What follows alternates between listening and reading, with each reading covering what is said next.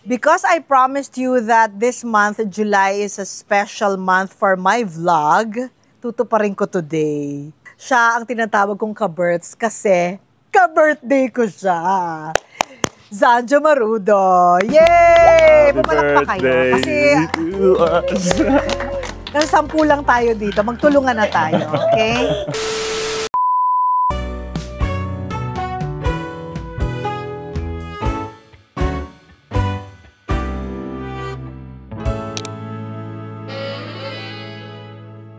Natutuwa akong makita ka. Ako din, Mga ilang years tayo hindi nagkita ng personal. Matagal din, pero parang hindi ko naman nararamdaman na hindi tayo nagkikita. Lagi kayo magkausap. Hindi. Last time nagkita, pandemic, humingi ako sa'yo ng lutuan. Oo nga. Humingi ako sa kanya ng lutuan kasi nung pandemic, dinevelop mo yung farm mo. Which is very near our venue now because we're in Tanawan, Batangas. And as you know, Z is from Batangas. Tanawan mismo. Sa kabilang barangay lang nitong The Vineyard yung lugar namin, kung saan ako pinanganak. May ganito pala. Ito yung extension ng bahay ko.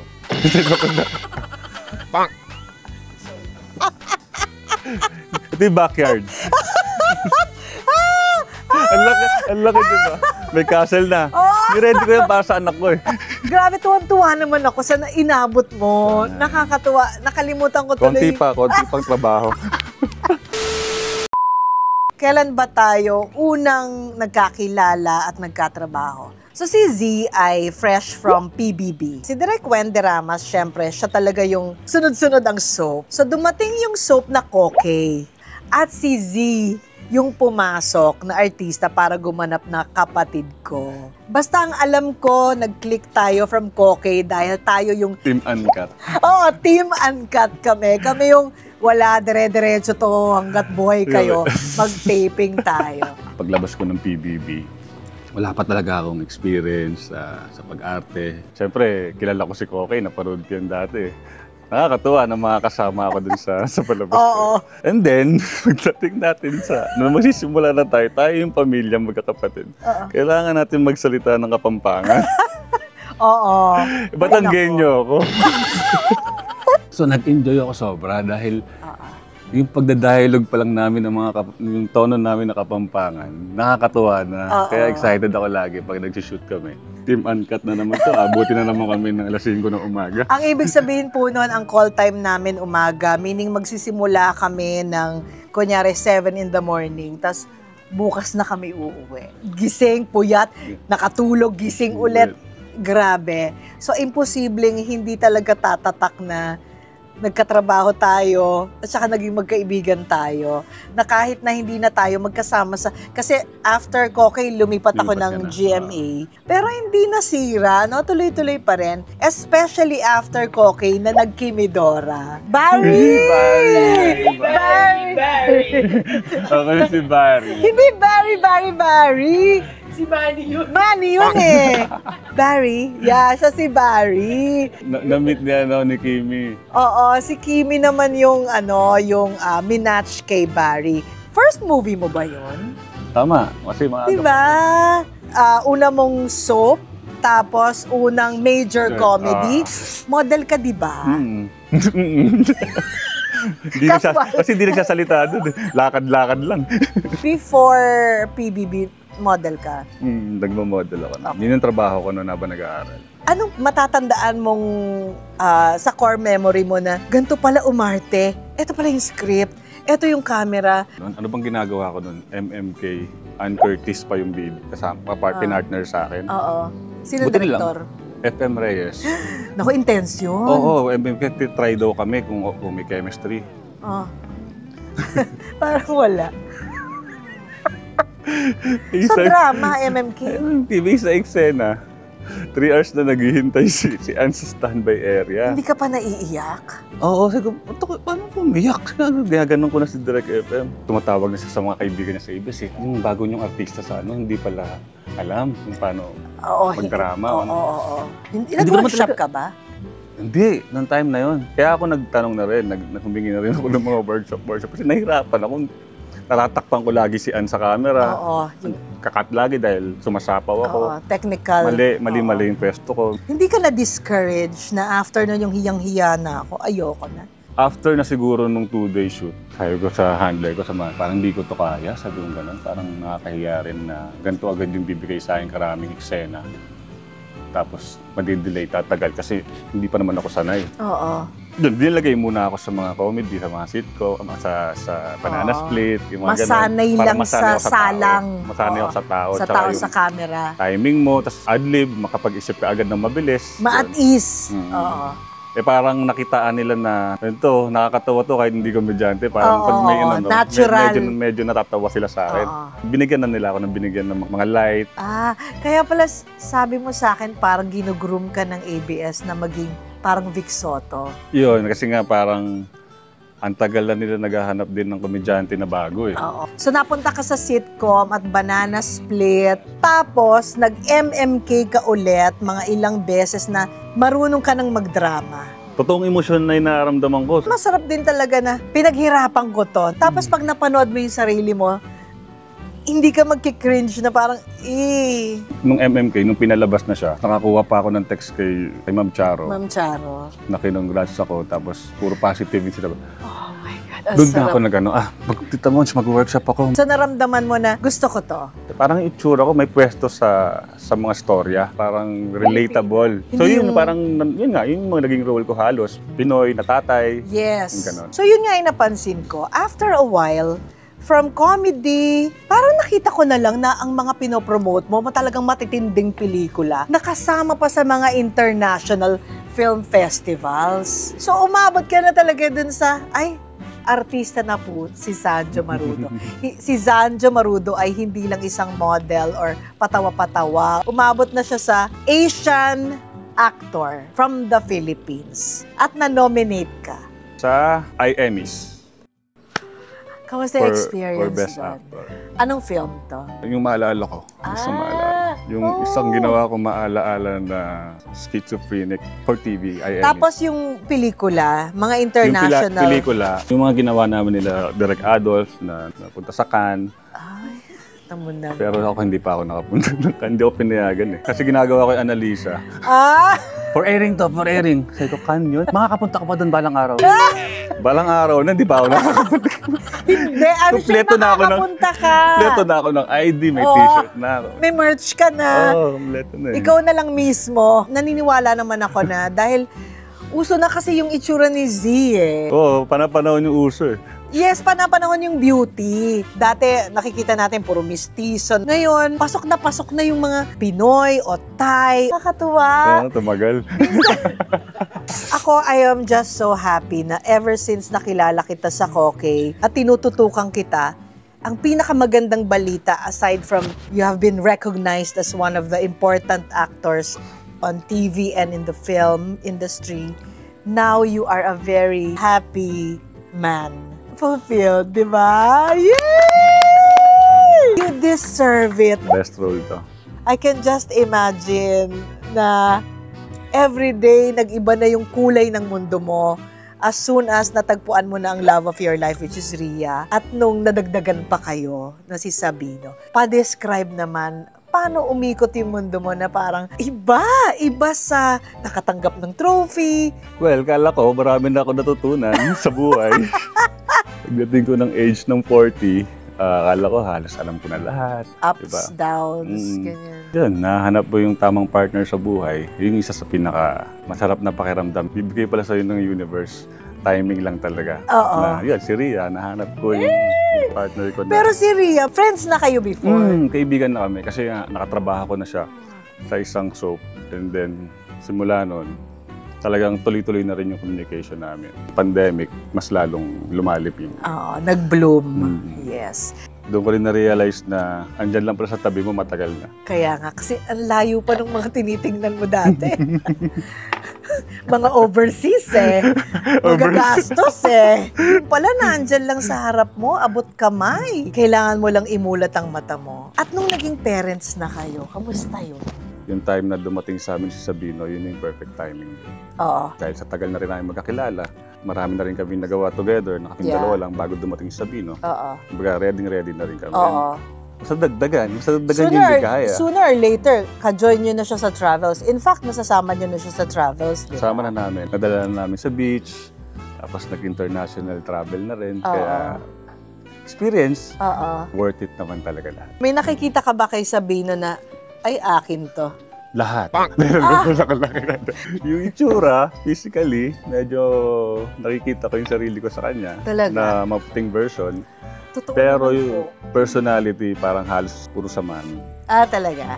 Na-blend kayong dalawa ni Ricky Sabino. Maganda yung mix. Sana next time na magkwentuhan tayo, anytime na mag-align ng schedule, kasama na si Ri. Yes. Kasi hindi ko pa nakakasama si Ri ever. Kaya di naging madali ang connection namin ni Z. Pareho kami ng birthday. July 23. Pero ako, 1971, ikaw?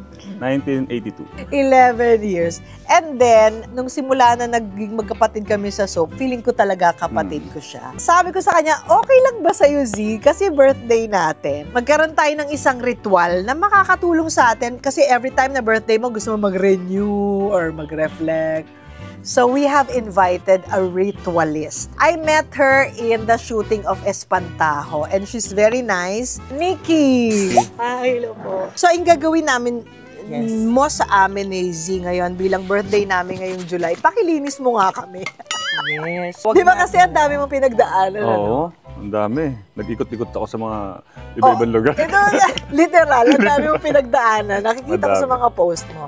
So, Nikki, kindly explain to us what you're doing right now. Traditionally, sa Siquijor, tawag namin dito is palina. Meaning nun, pausok. It's a cleansing method po na ginagamitan ng usok. Kung sa Yes, English pa, smudging. Usually, yung ginagamit na is sage. Sage siya. Sage. So, ito naman is medyo parang ganun din, pero templado siya. Ang bango. So, magdadasal muna tayo. Meron siyang So, mga... So, magdasal kayo kay God. Siyempre, kay God natin. So, you have to pray to God. You ask the blessing of cleansing and healing and blessings.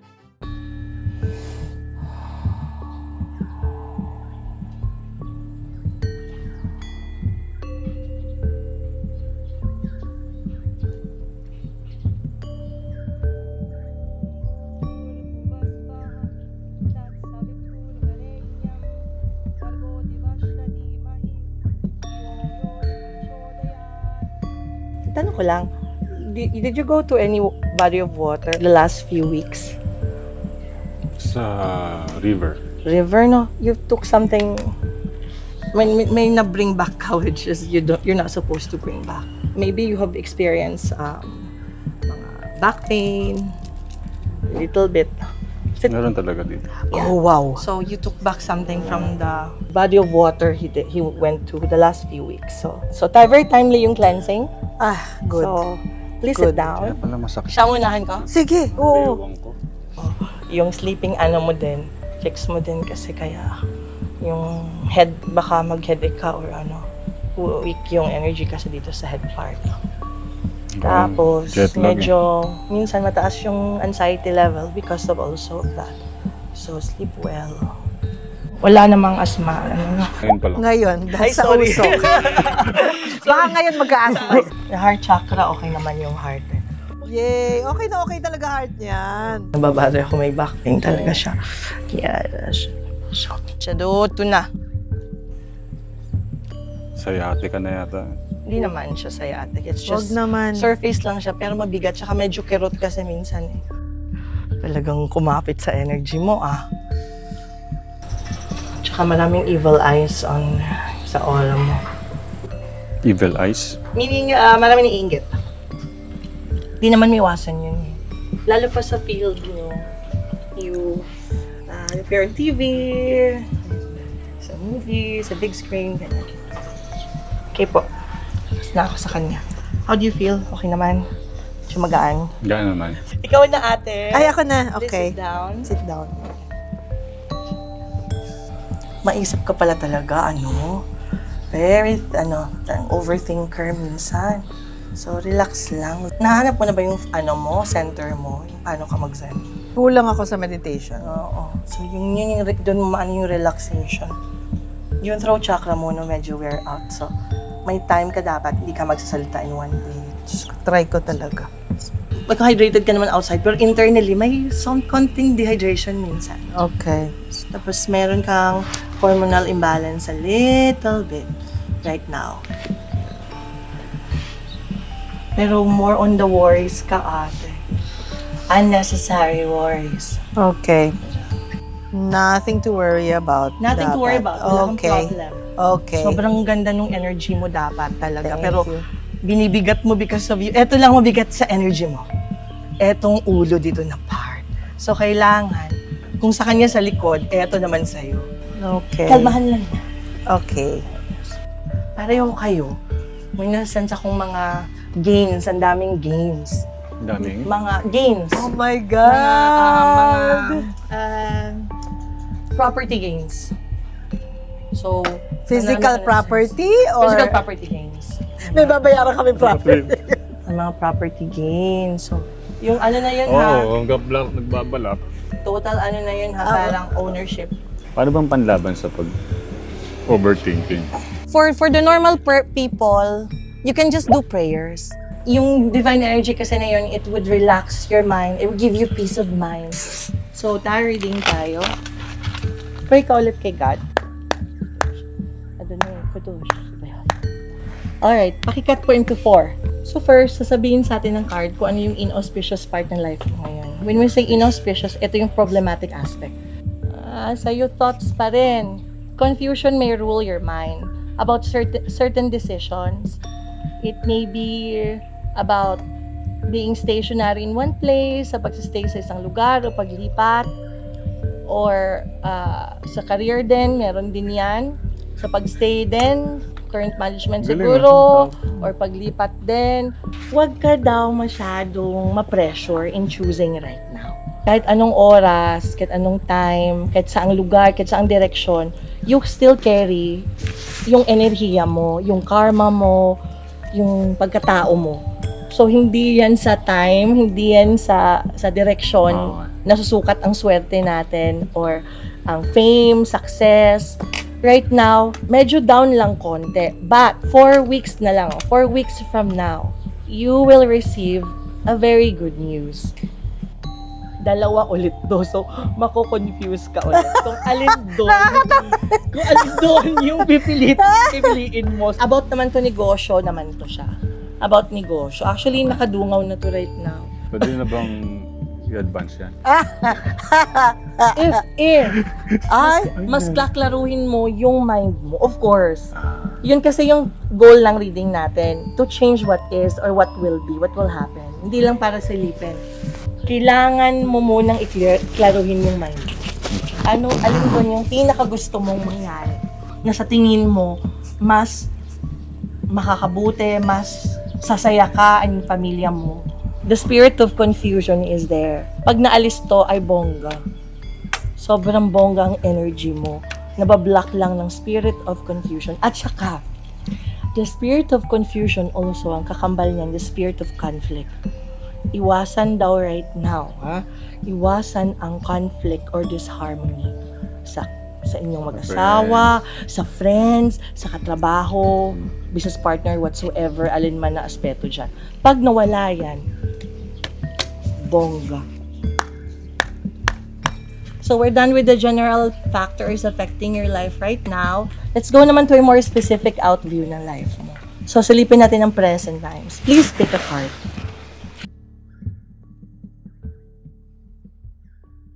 Right now lang, apektado ka masyado ng current astrological or planetary alignment. Naka-transit kasi si Mars. Kaya magulo. May konti lang mga pagtatalo or disharmony. Iwasan daw. Para hindi magkaroon ng grudges. Okay, magpa-apekto sa conflicting energy, sa chaos energy ng current planetary alignment. It will pass. It will pass. So, tignan natin. One card, please. Twin flame mo na daw. Yan na daw yung twin flame mo. Meaning, para siyang soulmate. No matter what happens, it will not separate you with your current partner. Yan na daw talaga yung forever. Yay! Maraming travels coming your way. you and the partner, mahilig pala mga traveler soul. Yes. We call them the gypsy souls. You find comfort in adventure. Safe ang travels nyo, don't worry. One card please. Yung travel daw pala, dyan kayo magkakasundo. So meron kayo... Kasundo na kami. Kasundo Nakaraan. na. Na-test na yung ano namin. Yeah, dyan kayo. No, yeah. That's Kung meron kayong good. conflict, Oh, yeah. kung meron kayong conflict, travel daw ang sekreto dyan. Yan yung comfort alam mo. Ay, bongga. So you're thinking about business right now. It will become successful. It is successful and it is timely. Bonggang cards yan. Gusto ko yun, Z. May deep emotional trauma ka and the situations of the family in the past. This is normal for people. We all have our childhood traumas, Everybody. our unhealed version inside. No? Sa subconscious. But leave this in the past. Past na yan eh. Mm-mm. So, pero find time to reach out within daw. Kung ano yung mga hindi mo na ano sa ano daw, sa past, sa childhood, gawin mo daw para ma-heal daw yung inner child. Claro. One card please. Possible trouble. Death card, it's a very good card. It doesn't mean death in any way in the cards. It means change. Do not be afraid to embrace daw the changes. Gusto mo yung nakasanayan lang and the comfort zone, get out of your comfort zone. One card please. So right now is one child pa lang. Lalaki ba yung Lalaki. first? Okay. Ang sunod daw niya, lalaki ulit, sorry. Magtatatlo. Yes. Tatlo kasi yung dapat yung child mo talaga in this life. Talaga? Oh, wow! Pero one girl lang. Ayun. Ay, okay na yan. Please pick 4 cards. Very soon, starting October onwards, aarangkada ka ulit ng bonggam-bongga. Ang problema naman dyan sa end ng year, December onwards, yung health naman. Don't forget your supplements kasi nga aarangkada. Aarangkada. Dapat i-renew ko yung insurance ko. Health insurance. Hindi yung ganon. Hindi. Hindi. Yung health. Yung health. Hindi yung mga dokumento na Para Hindi tipid yung renew. gastos. Para tipid gastos. Okay, done. Yay! Thank you, Nikki. Si Nikki ay hindi lang nagbabasa or nagke-cleansing. Nasa Divine Magic na tayo. So, may guru kasi ako, may master ako. So, I'm Hindu-Buddhist now. Buddhism? Yeah, Hindu-Buddhism. So, half-half. So, may mga charms and amulets din naman. And potions, kung kailangan nila to enhance the love, the relationship, or dun sa mga looking for relationship. Sa mga naglalandi dyan. Parang hindi na namin kailangan lumandi ni Z. Oh, hindi na kailangan. We already have Protection. found our twin flames. Ayan Yes. na muna! And yay! Thank you to Wados for our cakes. Kaberts. Wados. Thank you, Wados. Dito na lang po. Happy birthday, Eugene. birthday! Happy birthday, Sanjo. Happy birthday! Happy birthday to us. Happy birthday to us. Happy birthday, happy birthday. Happy birthday to you. Happy birthday, Kaberts. Birthday ka, Bert. Mwah. I love you, Kaberts.